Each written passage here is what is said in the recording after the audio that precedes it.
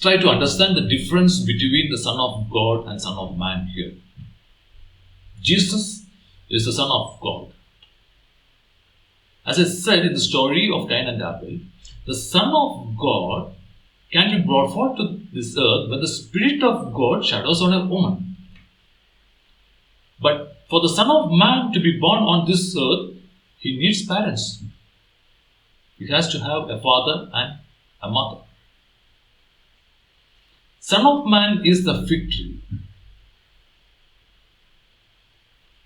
So the caretaker of the vineyard who takes care of this fig tree is his mother. It's usually the mother who takes care of the child. I will read the parable of fig tree for you. A certain man had a fig tree planted in his vineyard. He came and sought fruit thereon, and found none. Then said he unto the dresser of his vineyard, Behold, these 3 years I come seeking fruit on this fig tree, and find none. Cut it down. Why comfort it the ground?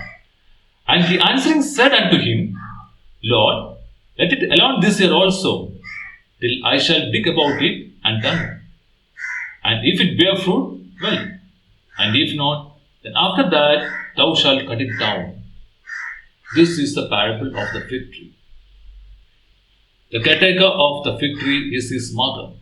If you check the Bible, you can see that this caretaker is the only person in the entire Bible who disobeys the Lord and gets away with it. This caretaker says, I won't cut the fig tree now. I will dig about it. I'll apply fertilizers to it and wait for another year and see if it is producing fruits. And if it's not producing fruits, you cut it down. I won't be there to cut it down. We have seen that the fig tree is the Son of Man, and the caretaker of the vineyard is his mother. So the Lord entrusts the duty of cutting down the fig tree to his mother. She refuses. She pleads with him and gets his life extended by an year. So she says, after an year, if he is not still bearing fruits, you can cut him down. What is his duty? His duty is to judge. Now we are coming to the parable of the fearless judge. There was in a city a judge which feared not God, neither regarded man. And there was a widow in that city, and she came unto him, saying, Avenge me of mine adversary. And he would not for a while. But afterward he said within himself, Though I fear not God, nor regard man, yet because this widow troubled me, I will avenge her, lest by her continual coming she weary me. And the Lord said, Hear what that unjust judge said. And shall not God avenge his own elect, which cry day and night unto him, though he bear long with them? I tell you that he will avenge them speedily. Nevertheless, when the Son of Man come, shall he find faith on the earth? So the judge, who is not afraid of God, nor he regards man, he is ready to undertake his duty. He is ready to dole out justice out of respect for this woman, who is the caretaker of the vineyard. He wants to give justice to that woman. The prodigal son, or the fig tree, or the judge, he comes back to his father's house. He is now ready to take up his job. He is ready to work at his father's place as a servant. The father is happy. He asks the servants to make merry and to kill the fattened calf. And now, when he is ready to take up the job of the judge, he looks at the laws of judgment. And he finds 2 laws unsatisfactory. The first one, if you sin, I will ask 3 to 4 generations of yours. That's not acceptable. If a person sins, he alone has to be responsible. Now the second law is that the people will either be selected for heaven or they will be condemned for hell. There's no space in between. That shouldn't be the case. So if you harbor positive thoughts and if you do positive deeds, then you will be chosen for heaven. If you entertain negative thoughts and if you do negative deeds, then you will be condemned to hell. But what about the majority of people? the ordinary people. They will do 5 good deeds and then they will succumb to temptation on the 6th occasion.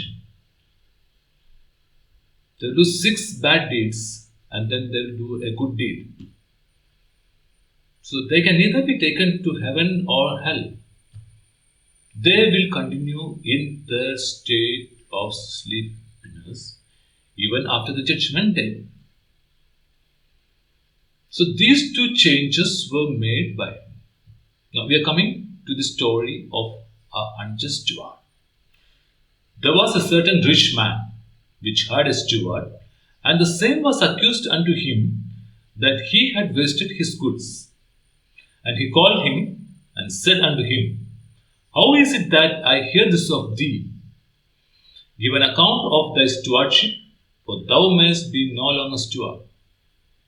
Then the steward said within himself, What shall I do?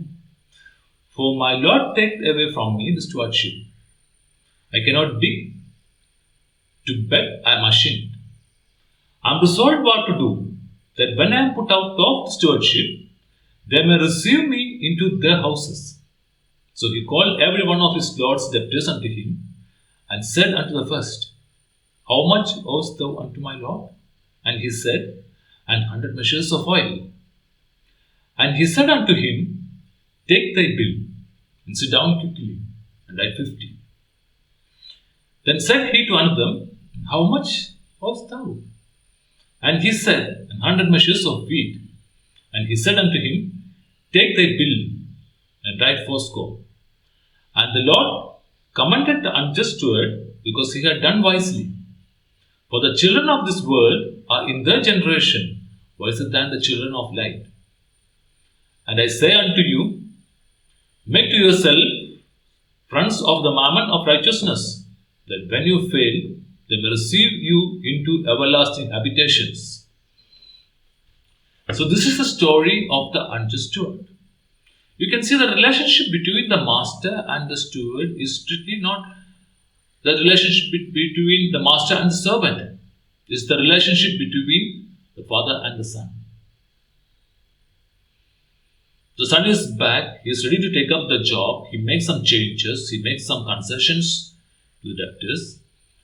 And the father is very happy because he has taken up the job first. Second thing, that was the wish of the father also. These concessions were in accordance with the father's wishes. So this is the story of the unjust steward.